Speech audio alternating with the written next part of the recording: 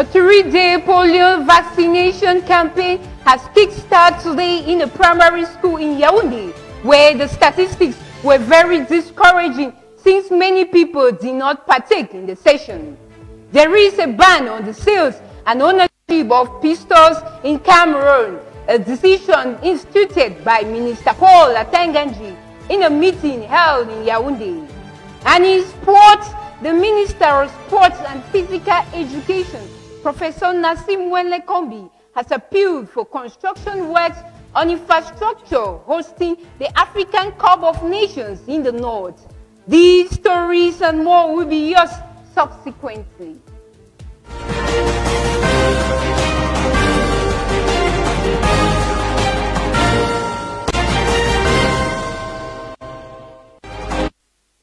Good evening, ladies and gentlemen. You're welcome to this added edition of our Prime Newscast over Candix Television. Today, May 7, 2021. We begin this newscast with health, where a 3-day polio vaccination campaign has kick-started in one of the neighborhoods here in Yaoundé, to be precisely in the Etudi neighborhood in one of the primary schools. Anne Umeko has the details. Only about 20 pupils out of 200 received vaccines against polio in a private school around Etudi neighborhood. The 3-day vaccination campaign against polio, organized by the Ministry of Public Health, started timidly in the school campus May 7. We did our best to send flyers to or a note to parents notifying them that today, Friday the 7th, there will be a team passing by to vaccinate the children.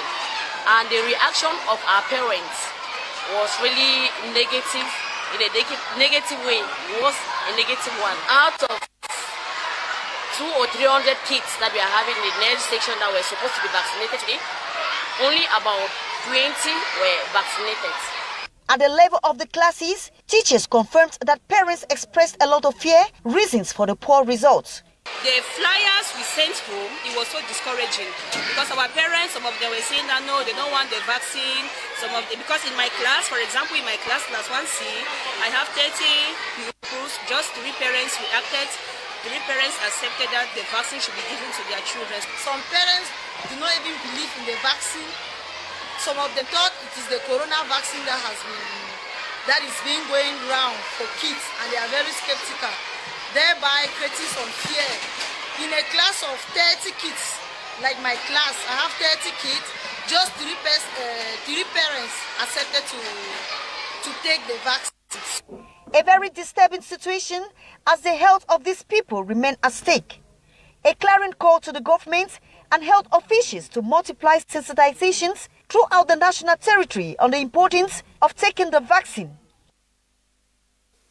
We stay in health, where despite all efforts made by school authorities to encourage parents to give their kids vaccine against polio, is futile, as one of these parents or most of these parents are still skeptical. Once more with Anne Umeko.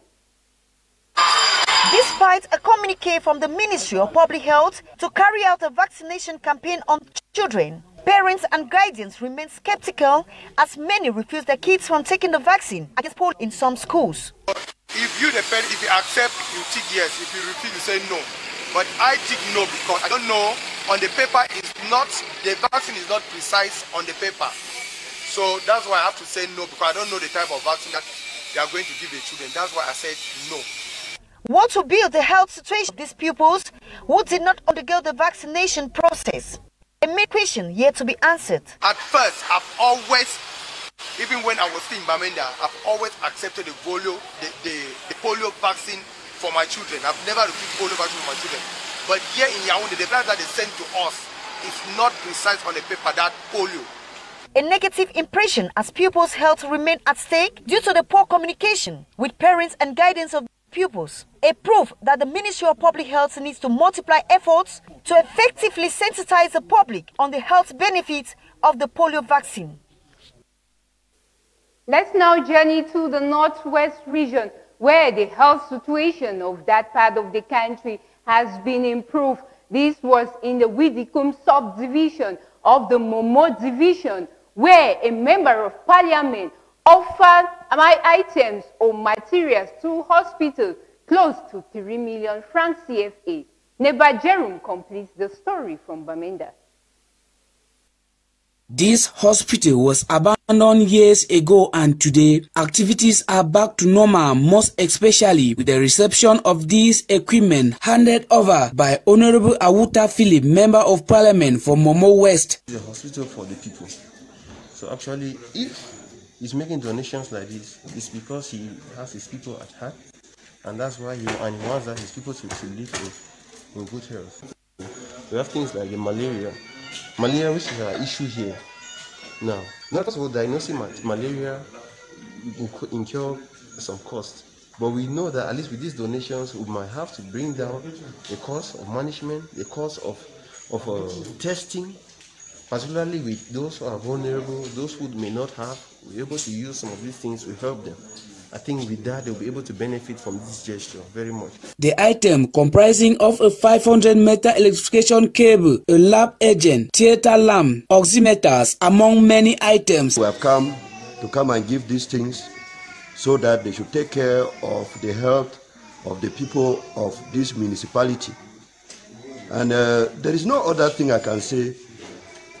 If you give somebody a good road, or you give the man a good house, give him a good vehicle, but if he does not have good health, those things are useless. That is why I took it to be the primary thing that I can do to this municipality. The exercise was done under the supervision of the divisional officer of Widukum, who told the Member of Parliament to extend his hand of goodwill to other medical centers in the subdivision. Hospital, the CMA is functional. They should attend the hospital, and then I want to discourage them because when the hospital was not functioning, people opened those fake hospitals around. So I want to first of all call on those that are operating those hospitals to close them down and then refer the patients to the government hospital here that, as I know for now, has the good staff. Most of the staff here, apart from the doctor, there are community staff. Meanwhile, we have government civil servants here that were posted to work here, and I'm calling on them to take over service. If not, administrative sanctions shall be taken against it, and equally to all the other health centers within the subdivision. The MP challenged the medical staff to use the items judiciously as he left, promising to return soon to inaugurate a giant borehole to be constructed. In education, updates of the release of the result of 3,000 teachers or candidates whose name that will be included in the public service was made known today in Yaoundé in a meeting chaired by the Minister of Basic Education, Laurent Serge Etundingwa. Tiradine Nasser was present at the occasion and brought back this report. The Minister of Basic Education, Laurent Serge Etundingwa, this May 7, 2021, updated the press on the release of results of the 3,000 candidates selected to be recruited in some public primary schools in the 10 regions of Cameroon. These results will be published in some few weeks ahead, immediately after the approval of the Prime Minister Head of Government, Joseph Dion Goute. During this press meeting, the minister delineated some criteria in which these selections were effectuated. First of all, he mentioned that the succeeded candidate had at least 12 on 20 in the test they took part in. He added that it is thanks to the President of the Republic that the recruitment age range has moved from 32 to 40 years. We think that in this way, we will be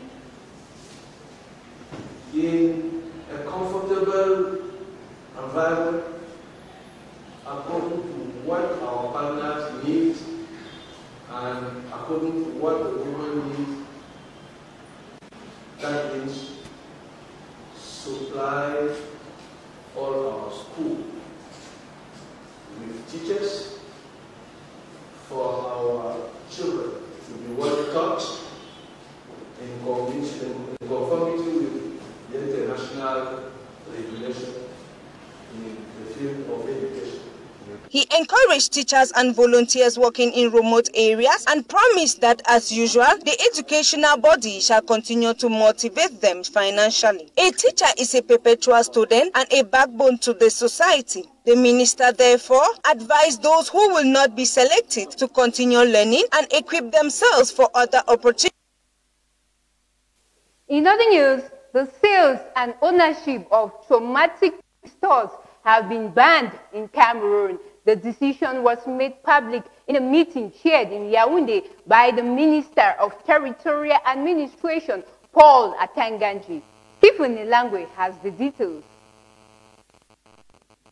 It was during an urgent security meeting held between the Minister of Territorial Administration, Paul Atanganji, and dealers of ammunition and firearms on May 6, 2021 in Yaoundé. The use of traumatic pistols are officially banned in Cameroon in a bid to combat the many security challenges the country is facing today. These weapons, previously meant for self-defense, are no longer legal to be owned by individuals, including those in the English-speaking regions, amidst growing insecurity prevailing in Cameroon. Nationwide, the minister underscored there are crimes recorded in towns and cities, a phenomenon boosted by illegal ownership of guns and firearms. Non-negligible, according to Paul Atanganji, is the insecurity situation in some parts of the nation. Henceforth, only the Ministry of Territorial Administration is well placed to ensure authorization of ownership and other administrative authorities by respect of hierarchy and delegation of power. The press was equally told that there is an absolute need to keep and safeguard data on persons who buy these self-defense weapons in all parts of Cameroon. Inevitable to underline is a similar decision by Minat Boss last August to control the ownership of machetes and other related items, especially in the northwest and southwest regions a few months back. And on to something else. Cyber criminality is a cankerworm and a phenomenon that has eaten up the society of Cameroon. And most often, cyber criminality is not only scamming. It is to this regard that we caught up with a cyber attendant and a barrister at law in a bid to find out if cyber criminality in all its forms is punishable by law. Let's find out. Cybercrime, going by the Advanced Learners Dictionary, is a crime that involves a computer and a network. Cybercrime includes common cyber security, threats like social engineering, software vulnerability, exploits and network attacks, money laundering, harassment and extortion, just to name these. A cyber attendant recounts cases of these phenomena. At times where customer come in the cyber, they use somebody's account to ask for money outside, and they used to block after using or use the opportunity to get the money. They block the person's account that the person cannot even get any more to work on it. There are varieties of these crimes. There are other cyber crimes when people come here, they use the account of somebody, the password of Facebook account for somebody, and they will be sent so roughly image. In the case of a scammer, which is an aspect of cyber criminality, it is punishable by law. A lot of people find it very difficult to really determine actually the punishment which could be meted on an offender, like you say, scammer. But this law provides that when any person or any individual who carries on any cyber criminality offense like scamming has to be punished between 3 months to 5 years, and equally to pay a fine between 300,000 to 1 million francs. Care should be taken, especially as all cyber crimes are punishable by law. In other news coming from Douala will host a grand conference tomorrow, Saturday, May 8, 2021, in the sensitization of the girl child and women on feminine hygiene and their inner beauty. The declaration was made public during a meeting yesterday in Yaoundé. Our correspondent, Gloria Wincom, completes this story from Douala. Empower the feminine hygiene of the African woman was the message that was re-echoed during the conference, which assembled media men and women in the littoral region. According to Belle Jones, the upcoming Grand Conference is to call on women and the girl child to be focused on good practices for an impeccable feminine hygiene, a concept the entrepreneur and writer termed "Turn on the Beauty in You." Turn on the beauty in you, a way to say turn on the power in you, turn on the leader that is sleeping in you. It is time for women to become the best version of themselves. It is time for women to take their power back. It is time for women to just learn about their bodies. The subject is so taboo in Africa, and I'm like, why is it so taboo? It is time for me to just give the message and tell the population it doesn't have to be taboo. We can talk about it. Accompanying the idea, other feminist entrepreneurs and artists said it is a concept that should be encouraged. I support everything that concerns women. She's out here to speak on things that I am particularly passionate by, stuff like taboo subject in the African society, willing to encourage the women.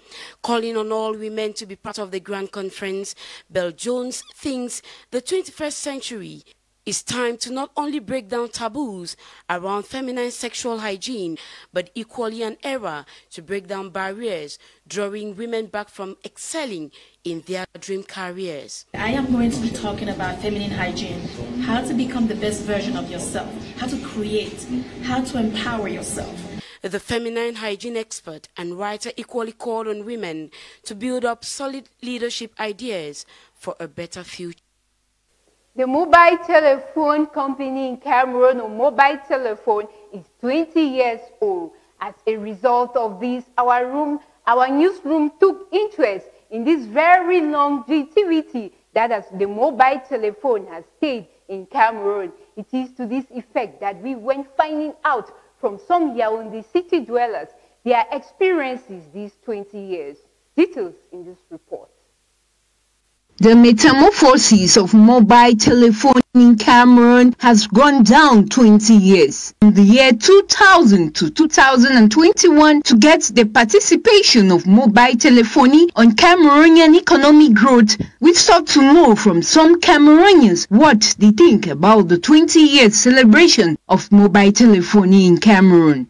When we were growing up, it was a kind of experience which I would not understand what was telephone at that time, because I remember my father had a very big telephone, we call it the Nokia at that time. So it was very difficult. We passed some days, even some weeks before you can get a call.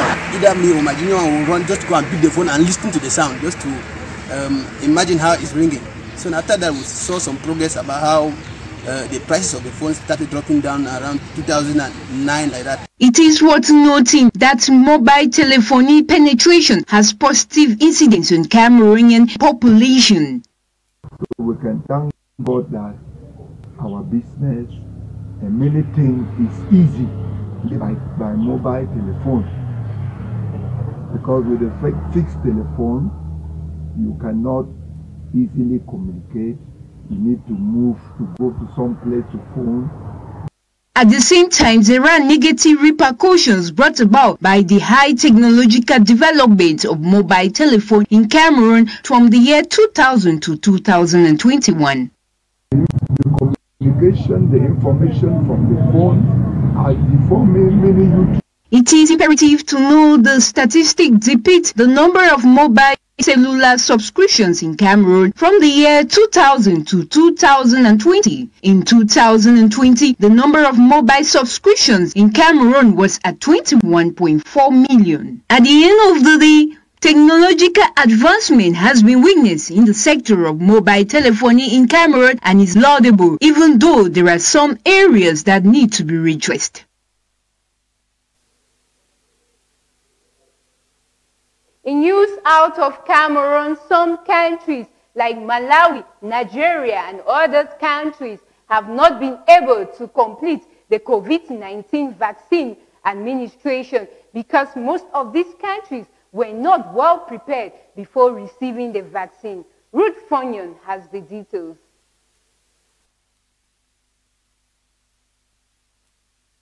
Despite many African countries struggling to obtain enough COVID-19 vaccines, some have thousands of expired doses they have been unable to use. Which countries have unused vaccines? Malawi has been left with 16,400 doses of the Oxford AstraZeneca vaccines, while South Sudan has 59,000 and all have passed their expiring date, April 13. Both countries say they have decided to destroy these consignments donated via the African Union, despite the World Health Organization asking for them to be kept while it investigates whether the expiring date can be safely attended. The Democratic Republic of Congo, meanwhile, says it cannot use most of the 1.7 million Oxford AstraZeneca doses it received under the Global COVAX scheme for poorer countries. Only 1,000 of the doses have been administered by the end of April, and most of this batch with an expiry date of 24 June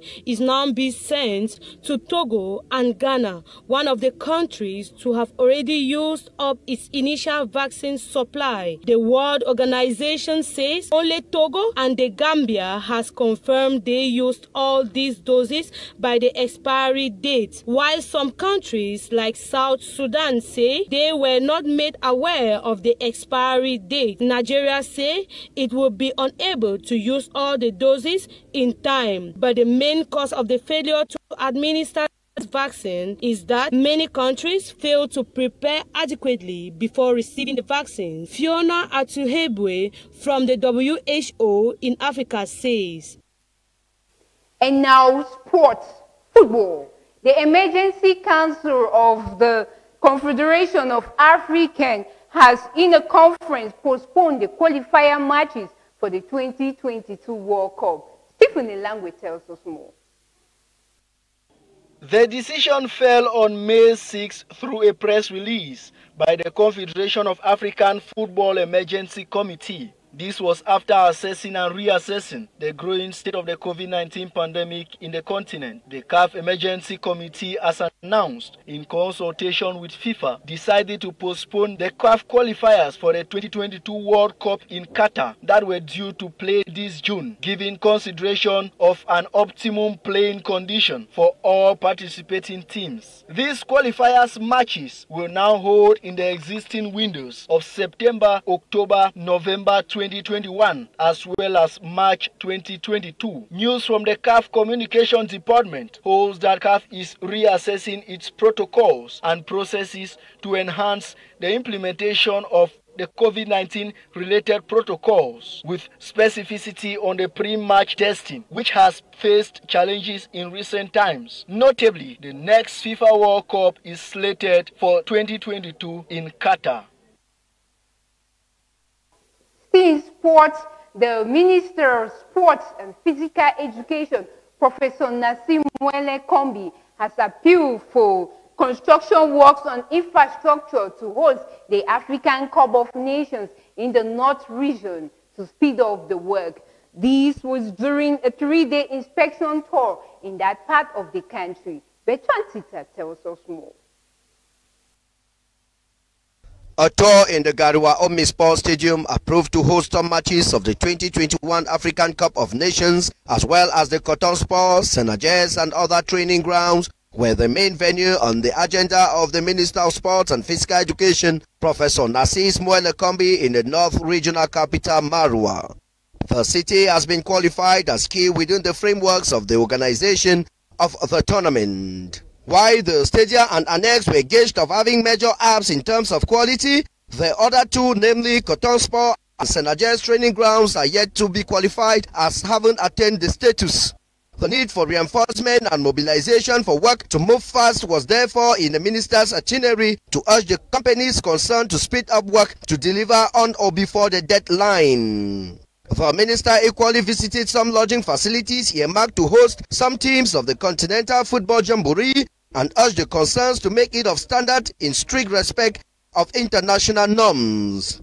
The infrastructures earmarked for the Continental Football Tournament are expected to be presented to the CAF inspection teams in an event in few weeks from now. The 3-day visit of the Minister of Sport and Physical Education, Professor Narcisse Moelle Kombi, in a